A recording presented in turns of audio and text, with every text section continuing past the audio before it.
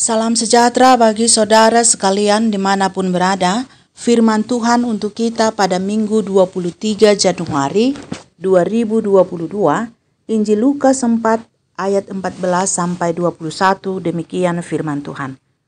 Dalam kuasa roh kembalilah Yesus ke Galilea, dan tersiarlah kabar tentang dia di seluruh daerah itu. Sementara itu ia mengajar di rumah-rumah ibadat di situ, dan semua orang memuji dia. Ia datang ke Nazaret tempat ia dibesarkan, dan menurut kebiasaannya pada hari Sabat, ia masuk ke rumah ibadat lalu berdiri hendak membaca dari Alkitab.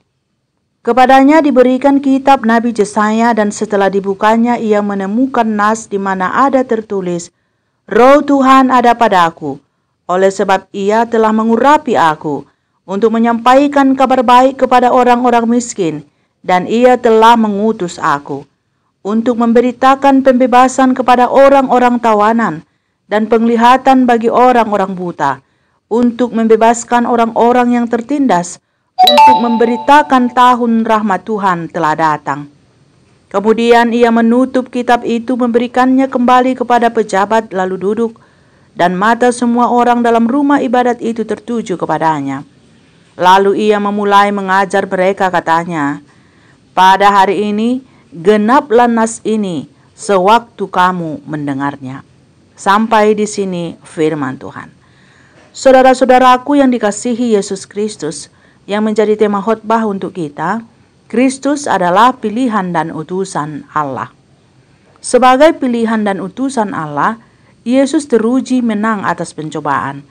Iblis tidak berhasil menggodanya, sekalipun tawaran yang diberikan iblis kepadanya sangatlah menggiurkan.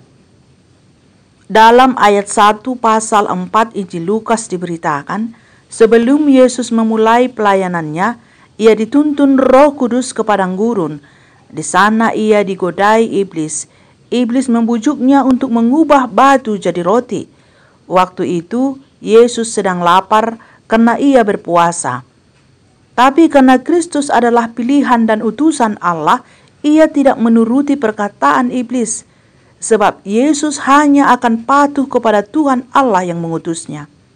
Yesus juga tidak tergoda dengan segala kuasa dan kemegahan dunia yang ditawarkan kepadanya, sebab Yesus hanya akan menyembah Tuhan Allah saja.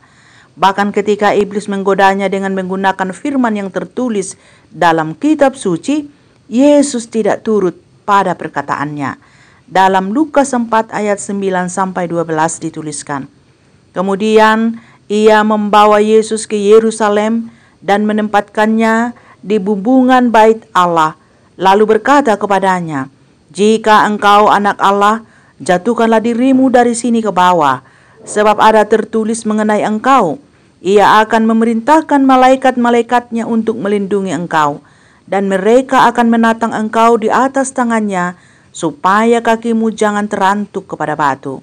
Yesus menjawabnya, katanya, 'Ada firman, jangan engkau mencobai Tuhan Allahmu.' Dan setelah melewati pencobaan itu, ia pun menyampaikan kabar baik seperti yang dinubuatkan para nabi. Ia menyampaikan kabar baik kepada orang-orang miskin dan memberitakan pembebasan kepada orang-orang tawanan, penglihatan bagi orang-orang buta, untuk membebaskan orang-orang yang tertindas, untuk memberitakan tahun rahmat Tuhan telah datang." Saudara-saudara yang dikasihi Tuhan Yesus Kristus, pemberitaan kabar baik yang dilakukan Yesus pada masa lalu tidak berhenti sampai pada saat itu juga, tetapi berlangsung terus hingga kini dan nanti, supaya setiap orang yang mendengarnya dan percaya kepadanya dilepaskan dan diselamatkan. Yesus telah mempersiapkan murid-muridnya untuk meneruskan pemberitaan kabar baik itu, dan mengutus Roh Kudusnya untuk menghibur dan menolong mereka. Dan kita adalah orang-orang yang dipilih dan diutus Kristus mengabarkan kabar baik itu. Sama seperti Bapa mengutus Kristus ke dunia ini untuk keselamatan, demikianlah Kristus mengutus kita memberitakannya, supaya orang-orang yang percaya kepadanya tidak binasa, melainkan beroleh hidup yang kekal. Dalam amanat agung, Yesus berpesan kepada murid-muridnya supaya mereka pergi ke seluruh penjuru dunia untuk mengajar dan memuridkan serta membaptis seluruh bangsa. Dan berita yang harus diajarkannya adalah berita tentang Kristus yang menyelamatkan dunia.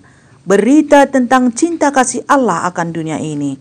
Ada tertulis, karena begitu besar kasih Allah akan dunia ini, sehingga ia memberi anaknya yang tunggal, supaya setiap orang yang percaya kepadanya tidak binasa, melainkan beroleh hidup yang kekal. Inilah tujuan kedatangan Kristus, yakni supaya dunia beroleh hidup yang kekal, bukan untuk meraih dan menikmati segala yang ada di dunia ini, seperti yang ditawarkan iblis kepada Yesus di padang gurun. Percayalah kepadanya dan segala pengajarannya. Hiduplah di dalam Kristus, sebab hanya orang yang seperti Kristus yang bersatu dengan Allah. Lihat invokatio 1 Yohanes 2 ayat 6, dituliskan demikian, barang siapa mengatakan bahwa ia ada di dalam Dia, ia wajib hidup sama seperti Kristus telah hidup. Oleh sebab itu, saudara-saudaraku, pelajarilah firman Tuhan yang dituliskan dalam kitab suci dengan sungguh-sungguh, seperti yang dilakukan umat Israel pada Ogen Nehemia 8 ayat 1-9. Mereka sungguh-sungguh mempelajarinya. Umat diajari oleh orang-orang yang kompeten di bidangnya. Ahli hukum Taurat membacakannya, para imam mengajarkannya, dan umat dengan setia mendengar dan merespon firman yang didengarnya. Demikianlah kita harusnya berkonsentrasi terhadap firman Tuhan yang menyelamatkan itu. Janganlah kiranya ada orang yang memfokuskan perhatiannya dan menghabiskan waktu, tenaga, pikiran, serta uangnya untuk sesuatu yang akan ditinggalkan. Tetapi baiklah kita bekerja untuk hal-hal yang tidak binasa, yakni hidup yang kekal. Sebab untuk itulah Kristus diutus Allah ke dunia ini, dan untuk itu jugalah Kristus memilih dan mengutus kita ke dunia ini. Amin.